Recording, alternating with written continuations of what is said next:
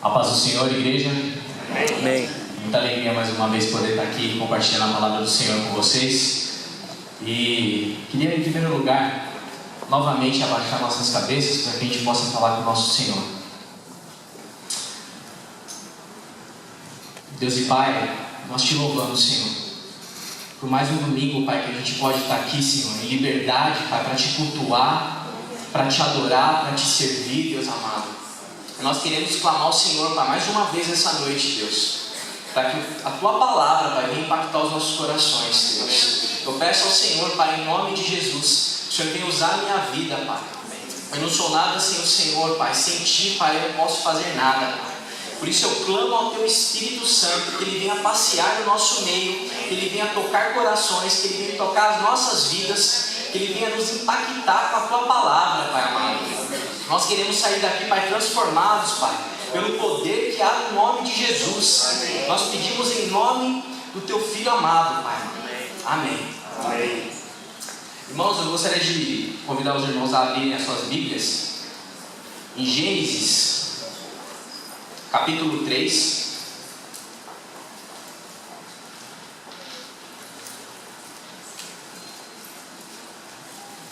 Gênesis capítulo 3, do versículo 1 ao 9, nós vamos ler.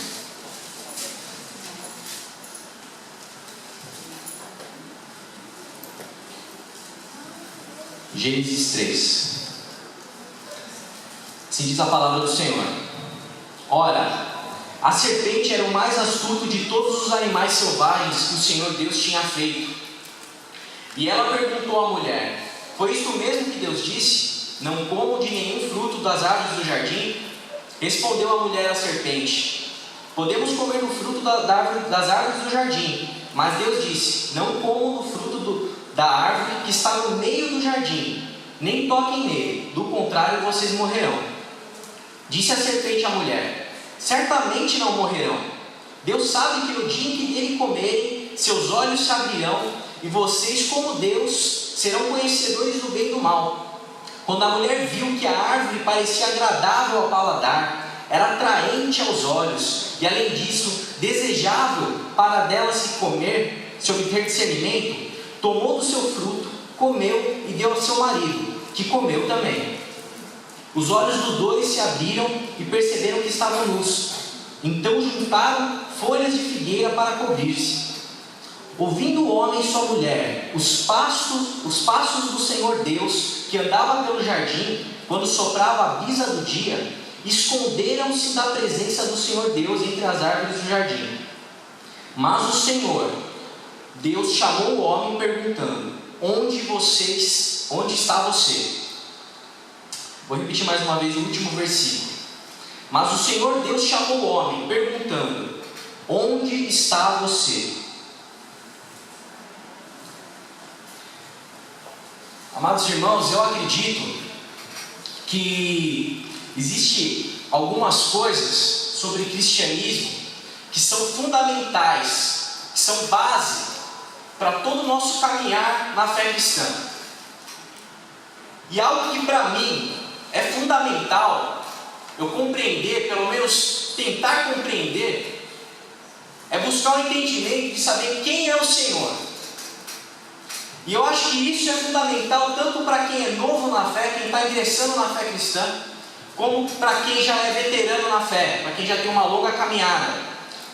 Conhecer quem é Deus, saber como Ele pensa, saber como Ele age, saber principalmente quais são as suas reais intenções, qual é a sua intenção para com a humanidade. Eu acredito que saber isso é algo fundamental que nos dá um alicerce para que a gente possa continuar caminhando com o Senhor. E no relato de Gênesis, logo no capítulo 1, nós temos o relato da criação, do Deus que criou o homem, que criou as coisas, que criou tudo que existe, que criou o universo, um Deus que fez um jardim, e que dentre todas as coisas da criação, o homem ele se destaca, ele tem um papel diferenciado. Deus dá para o homem, fornece ao homem autoridade para ele poder governar, para ele poder cuidar do jardim. O homem tem responsabilidade para com os seus semelhantes, ele tem responsabilidade para com Deus, ele tem uma responsabilidade para com todas as coisas criadas. E esse homem, ele é feito pelo Senhor com algo que é determinante para a gente conseguir entender algumas coisas. Que em primeiro lugar é a liberdade. A gente vê aqui no relato do texto que nós lemos que existia uma árvore no meio do jardim. Isso é muito interessante porque Deus, ele dá liberdade ao homem para escolher desobedecer a Ele. Ele poderia ter colocado essa árvore que o homem não poderia ter comer em um lugar talvez um pouco mais distante, um pouco mais camuflado, um pouco mais menos visível. Mas não, Deus faz questão de colocar essa árvore no meio do jardim. Porque Deus, ele não fez marionete, ele não fez um robô, algum ser pré-programado para amá-lo, mas alguém dotado de liberdade. E ele dá ordem: não coma do fruto da árvore que está no meio do jardim. E no relato que nós lemos em Gênesis 3, a gente vê o relato da queda, o relato do dia em que a mulher comeu do fruto, influenciada pela serpente, e ela entrega o fruto a seu marido, que tinha a ordem, que tinha o papel ali de respeitar a ordem do Senhor, de obedecer, e ele come também. E nós temos aqui um momento único na história da humanidade. Eu diria que é o maior erro que o homem já cometeu, está nesse texto que nós lemos em Gênesis 3. E não existe momento mais oportuno para a gente buscar entender quem é Deus, quais são as suas intenções para a humanidade, do que no relato do primeiro pecado do homem. Do primeiro pecado do homem. E eu fico imaginando, e eu gostaria que você imaginasse comigo, o que você faria se você fosse Deus e tivesse criado tudo que existe, e tivesse criado o homem, dado liberdade para ele, e diante de você ali naquela situação, o homem que você criou tivesse pecado, tivesse errado, tivesse deliberadamente, de propósito, se rebelado contra você, contra a sua ordem. Eu imagino, pensando, eu, André, que muito provavelmente eu aplicaria uma justiça instantânea. Talvez eu eliminaria de vez o homem da face da terra e desistiria de tudo, desistiria dessa criação. Talvez a gente não eliminaria o Adão e Eva naquele momento, instantaneamente, mas poderíamos privar o homem de procriar, de ter filho, para que os últimos homens fossem Adão e Eva. Mas é interessante perceber o que Deus fez. O que Deus fez? A primeira atitude perante um homem caído, um homem envergonhado, um homem escondido, Deus pergunta: onde está você, Adão? Onde está você? Essa foi a primeira reação de Deus diante de um homem caído, entregue ao pecado. E a partir daqui eu queria propor algumas reflexões, alguns pensamentos. Em primeiro lugar, irmãos, eu percebo no relato da queda, nessa pergunta, nesse interesse por Deus, de Deus para com o homem, que Deus, ele não é um Deus indiferente.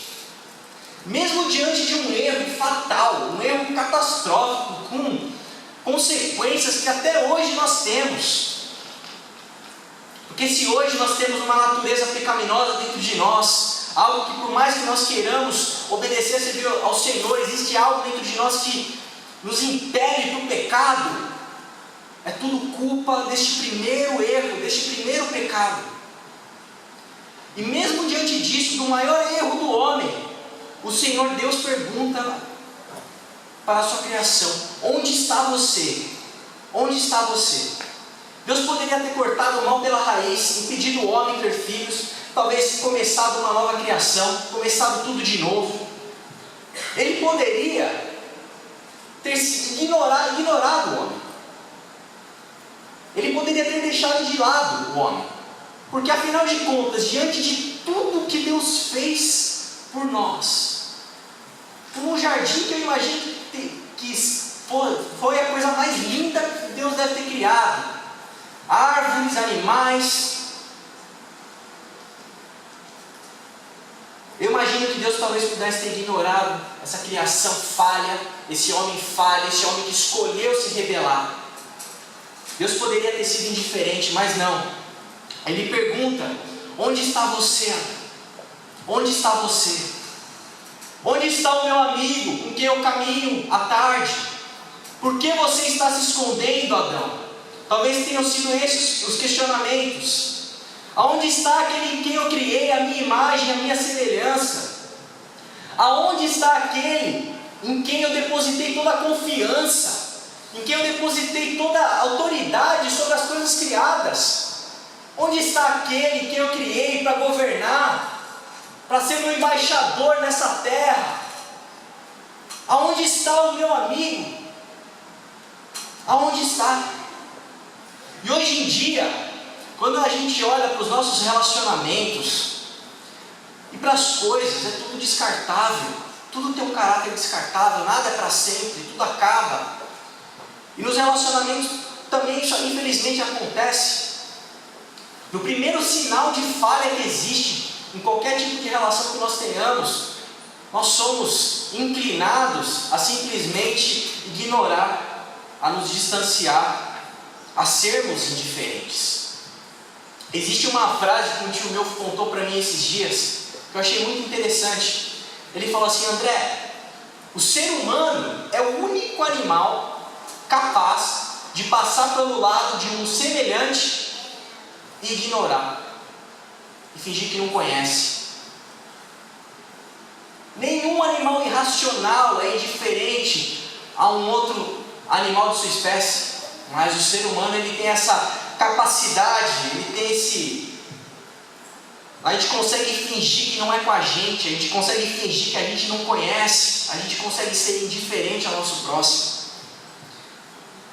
Existe uma passagem que o rei Davi, em 2 Samuel 9:1, que depois dele ter sido perseguido, ter sido caçado pelo rei Saul, ele questiona, ele pergunta: resta ainda alguém na família de Saul a quem eu possa mostrar lealdade por causa da minha amizade com Jonatas? Davi também aqui tinha todos os motivos do mundo para ser indiferente, afinal de contas ele tinha sido caçado, ele tinha passado maus bocados na mão de Saul, mas ele procura perguntar se existe mais alguém da casa de Saul que ele pode mostrar lealdade. E da mesma maneira que Davi não foi indiferente, Deus não foi indiferente ao homem. Deus não foi indiferente, Ele não fugiu, Ele não ignorou. Ele demonstrou interesse. E aqui a gente chega a uma questão importantíssima da nossa fé cristã. O Deus que nós cremos, Ele é um Deus que Ele não é indiferente a nós. Ele não é indiferente a você. Você pode estar em qualquer circunstância da sua vida, passando por qualquer situação. Nós temos que ter certeza que existe um Deus que Ele não é indiferente a nós. Ele não é. Em segundo lugar, eu vejo retratado nessa pergunta, nessa atitude de Deus, um Deus que está pronto para perdoar. Pronto para perdoar. Além dele não ser indiferente, mesmo ele tendo todos os motivos para ter acabado com a raça humana ali, não, ele estava pronto para perdoar o homem. E quando a gente lê a Bíblia, quando a gente lê de Gênesis a Apocalipse, a gente vê Deus, Ele tramando, Ele arquitetando um plano para salvar o homem. Além dele simplesmente não ignorar o homem, Ele planeja, Ele arquiteta um plano de salvação, uma saída, um escape para esse homem caído, para esse homem envergonhado, para esse homem que se colocou atrás de qualquer árvore daquele jardim para se esconder do Deus vivo e do Deus que o criou. Deus arquiteta a sua salvação. E novamente, quando a gente olha para as nossas relações pessoais, a gente vê que diante de qualquer problema que aconteça, qualquer situação que a gente passe, qualquer falha, qualquer erro que a gente atravesse, O caminho mais fácil, o caminho mais prático, o caminho ideal, o caminho feliz para a gente resolver os nossos relacionamentos é o perdão. É o perdão, porque nós erramos.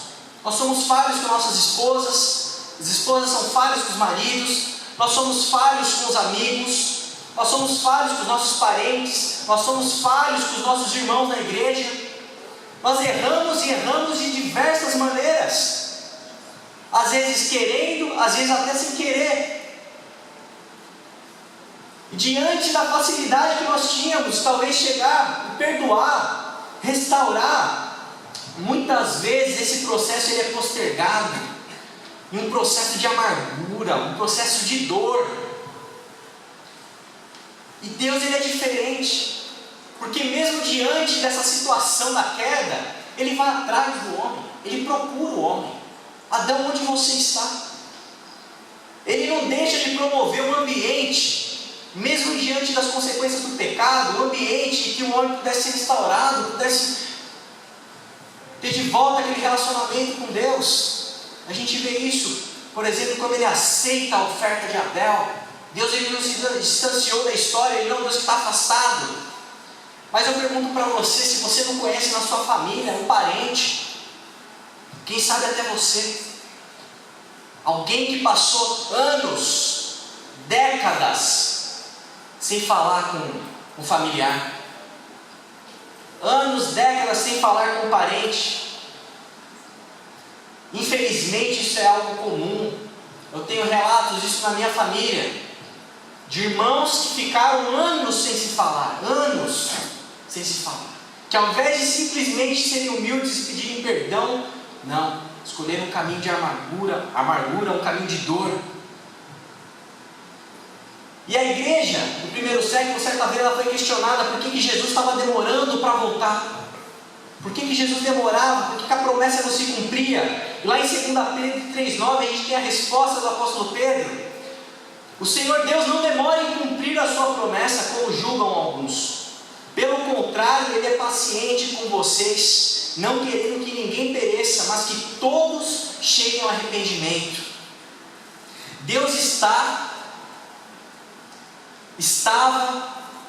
sempre estará pronto para perdoar o homem. A sua vida pode estar passando por ter falhas, pode ter pecados, pode ter erros. A sua vida pode ter tomado um rumo, irmão. Talvez você não encontre caminho, você não tenha meio para resolver aquele dilema, para resolver aquela situação. Você está em xeque. Talvez você tenha perdido as rédeas da vida. Ou talvez você conheça alguém que perdeu. Alguém que olha para a própria vida e não consegue ter mais gosto. Que acorda e não queria mais ter acordado diante de tantos pecados, de tantos erros, de tantas falhas catastróficas. Mas eu pergunto, será que existe alguma falha mais catastrófica do que esse primeiro pecado que nós lemos, que afeta a humanidade com tamanha drasticidade? Eu te digo nessa noite, em nome de Jesus, o nosso Deus, Ele está pronto para te perdoar. Ele está pronto para restaurar a sua vida. Ele está pronto. Esses dias eu tive um sonho. E foi um sonho, não diria nem um sonho, foi um pesadelo. Eu lembro que eu estava nesse sonho.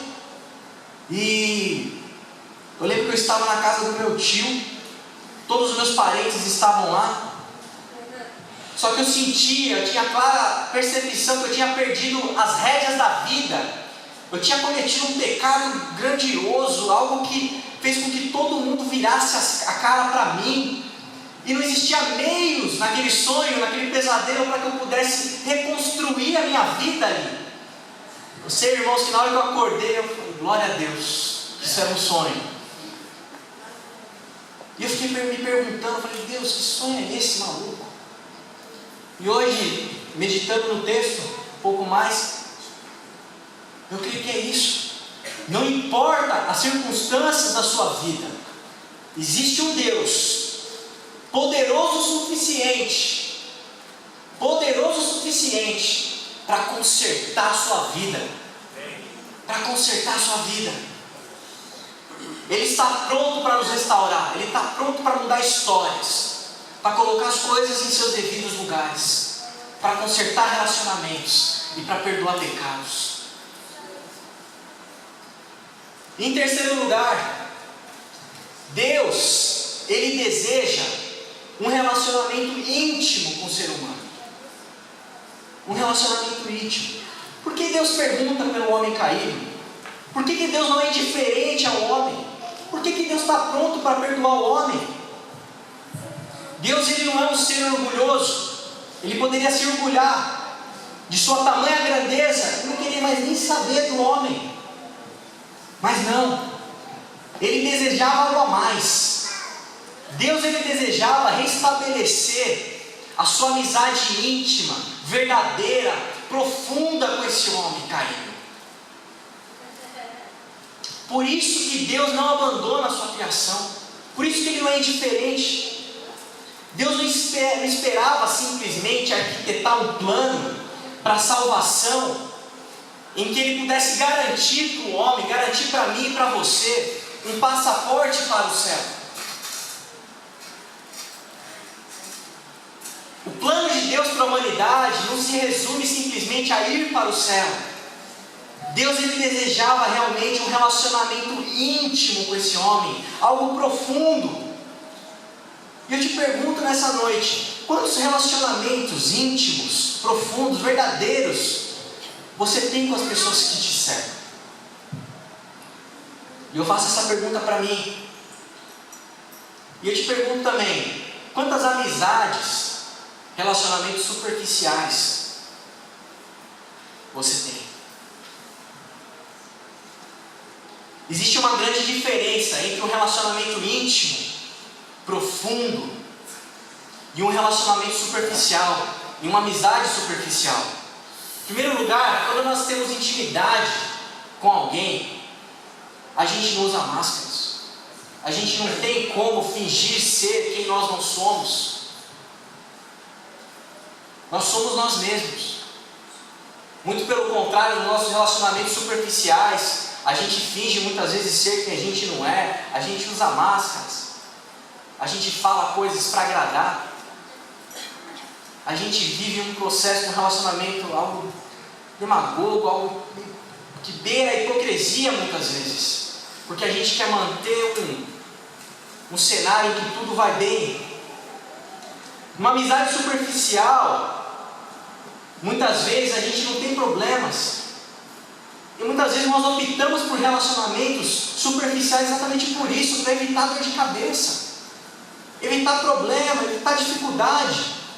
Porque quando a gente tem intimidade com alguém, é aquela pessoa que a gente pode contar, aquela pessoa que a gente pode contar os nossos problemas, uma pessoa que tem interesse na nossa vida, que ela vai nos ajudar, que ela vai caminhar com a gente. Mas não, muitas vezes nós não queremos problemas, dor de cabeça.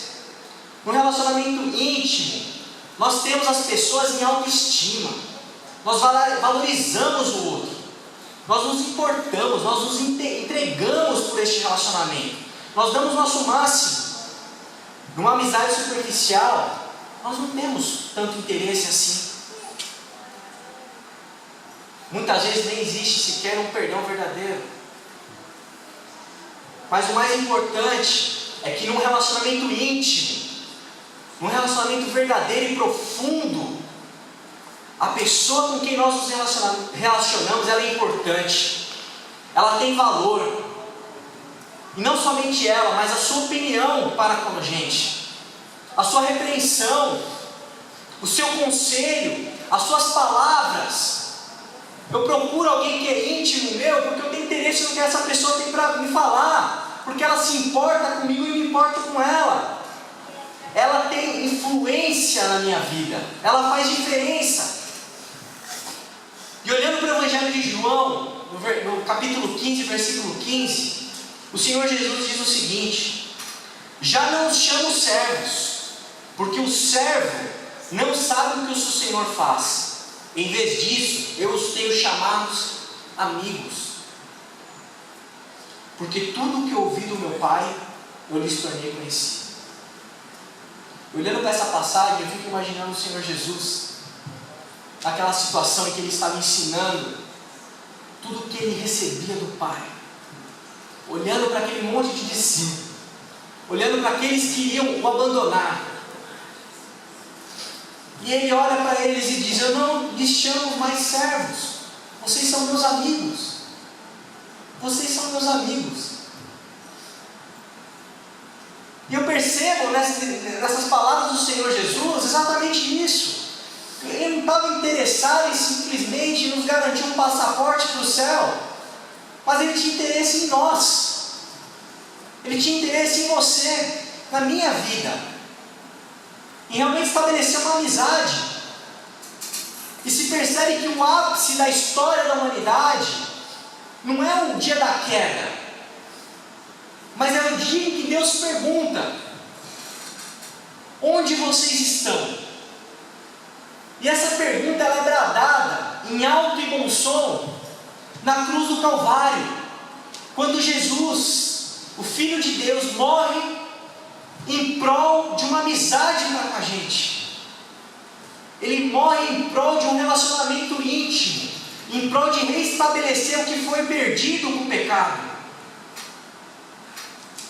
E nesse momento do ápice da história em que Deus, ele toma uma atitude radical, ele encarna, ele vive como a gente, ele tem fome, ele tem sede, ele vive o drama dos relacionamentos humanos, ele é traído, tentam enganar ele, dia após dia, colocar ele em ciladas, ele vive a nossa pele, os nossos dilemas, ele é tentado, e ele morre na cruz do Calvário, para que nós possamos ser seus amigos, ser seus amigos.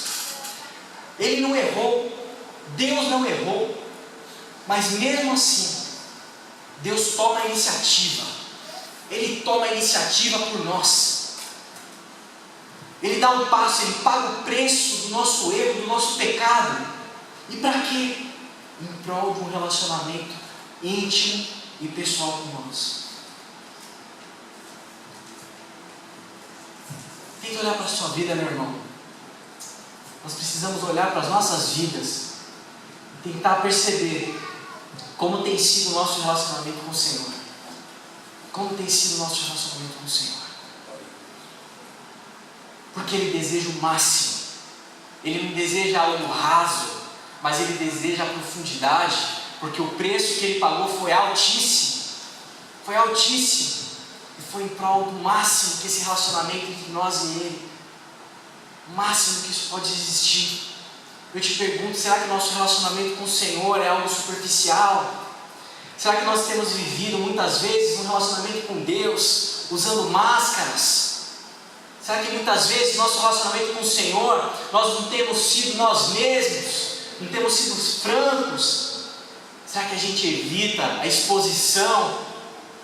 Será que a gente tem se escondido? Será que a nossa relação com o Senhor tem sido um relacionamento muitas vezes baseado em teorias, em teologias, em pouca prática, dia a dia com o Senhor? Eu te digo nessa noite que o Senhor deseja um relacionamento íntimo e profundo com você, íntimo e profundo contigo, comigo. Ele deseja não simplesmente garantir a nossa passagem para o céu, mas influenciar a nossa vida, porque intimidade com o Senhor é no dia a dia, é nos momentos em que nós precisamos tomar decisões, é nos momentos que nós precisamos dar passos, em que nós temos que nos deixar ser influenciados por Ele, é no momento que nós estamos na rua e nós vemos pessoas que não conhecem, que não sabem, que não ouviram uma palavra de esperança da parte do Senhor. Nós precisamos ter intimidade com Deus, intimidade verdadeira, para que a gente possa ouvir a voz do Senhor, ouvir a voz do Espírito Santo, para sabermos o que nós devemos fazer naquele momento, que palavras nós devemos falar para pessoas perdidas que passam ao nosso redor dia após dia. Nós precisamos ter um relacionamento íntimo com o Senhor, para saber o que falar com o filho, o que falar com a esposa, o que fazer num dilema familiar, numa situação. Nós precisamos de intimidade com o Senhor para que Ele possa nos influenciar, para que Ele possa falar conosco, para que a gente possa ouvir a voz dEle e tomar atitudes. Atitudes. Onde está você? Onde está? Por que Ele nos pergunta onde estamos? Por que Ele não é indiferente? Por que Ele está pronto para nos perdoar? Por que Ele está pronto para ter um relacionamento íntimo conosco? A resposta para essa pergunta é porque Ele nos ama. É porque Ele nos ama. É porque Ele nos ama. E muito diferente de uma briga em que muitas vezes nós relutamos para tomar uma iniciativa, para ir atrás em busca de reconciliação, Deus Ele toma a iniciativa. Ele já tomou a iniciativa em prol do nosso relacionamento com Ele. 1 João 4,16: assim conhecemos o amor que Deus tem por nós e confiamos nesse amor. Deus é amor. Todo aquele que permanece no amor permanece em Deus e Deus nele. Deus é amor. Ele nos ama. O amor de Deus é perfeito. O amor de Deus ele é sincero. É um amor genuíno. É um amor como nós falamos aqui nessa noite. Ele é imensurável. A gente não consegue entender, a gente não consegue explicar. Mas a gente vê um Deus. A palavra nos revela um Deus que procura, que dá passos em nossa direção, por amor de você, da sua vida, por amor da minha vida. E esse Deus, Ele deseja que nós sejamos amigos dEle, como diz aquela canção. Não existe nada melhor do que ser amigo de Deus. Não existe nada melhor do que ser amigo de Deus. E é por isso que Deus dá passos em nossa direção. Se você não conhece, saiba que Ele não é indiferente a você. Saiba que Ele tem total interesse na sua vida porque Ele te ama. Se você está caído no pecado, se você não está conseguindo se levantar, se você não está vendo saída para as inúmeras falhas que você tem cometido, talvez esse meu pesadelo, talvez seja uma realidade na vida de alguém aqui dentro. Saiba que existe um Deus que te ama, que tem interesse pela sua vida, que tem interesse em te perdoar, em restaurar a sua vida, em te fazer se erguer do chão. Um Deus que tem interesse, um Deus que te ama. Se você já o conhece, mas talvez você tenha vivido o Evangelho de teoria, o Evangelho que você aprendeu, mas pouco nós talvez tenhamos desfrutado de um relacionamento íntimo, pessoal, uma vida de oração profunda, um relacionamento com esse Deus íntimo, em que Ele influencia cada tomada de decisão, cada pensamento, cada passo, cada atitude, para alguém do seu trabalho, para o seu próximo, na sua família. Saiba que Ele te ama, que Ele deseja um relacionamento íntimo e profundo com você. Você, íntimo e profundo. Vamos abaixar nossas cabeças mais uma vez e falar com o nosso Senhor. Deus amado, Deus eterno. Ó Deus, Tu és bom, Pai. Quando a Tua palavra diz que o Senhor é bom, muitas vezes nós no nosso dia a dia, Pai, nos problemas da nossa vida, Senhor, nós não conseguimos parar para pensar, Senhor, o quanto o Senhor é bom. Quando nós lemos na Tua palavra que o Senhor é amor, muitas vezes, Senhor, em meio a tantas dificuldades, em tantos problemas, em tantos pesadelos, Pai, a gente não para refletir o quanto o Senhor é amor. Ó Deus, eu te exalto, Senhor. Nós como igreja te glorificamos nessa noite, Pai, porque nessa noite, Senhor, nós percebemos, Pai, pela Tua palavra, que o Senhor nos ama, que o Senhor não é indiferente a nós, que o Senhor está pronto para nos perdoar, para nos restaurar, e que o Senhor tem total interesse em ser o nosso amigo íntimo, o nosso amigo pessoal. Muito obrigado, Pai. Muito obrigado, Senhor, pelo Teu amor. Muito obrigado, Senhor, porque o Senhor se importou, porque o Senhor foi até as últimas consequências, Senhor, pela nossa vida, Pai. Muito obrigado, Senhor, porque o Senhor se entregou na cruz do Calvário, com a expectativa, Pai, de que nós olhássemos para o Senhor, tivéssemos nossos pecados perdoados por essa graça escandalosa, Deus, e possamos ter a oportunidade, Pai, de sermos teus amigos e voltarmos para aquele jardim, voltarmos para aquela situação antes daquele pecado, antes daquele erro desastroso, para que o Senhor pudesse restaurar a nossa comunhão ao Senhor. Muito obrigado, Deus, porque sem a tua comunhão, Pai, sem a tua amizade, Senhor, sem o Senhor, Deus, nós não temos nada, Pai. O Senhor é tudo na nossa vida, Senhor. Nós te louvamos, Senhor, te agradecemos. No nome do teu Filho Jesus, Senhor.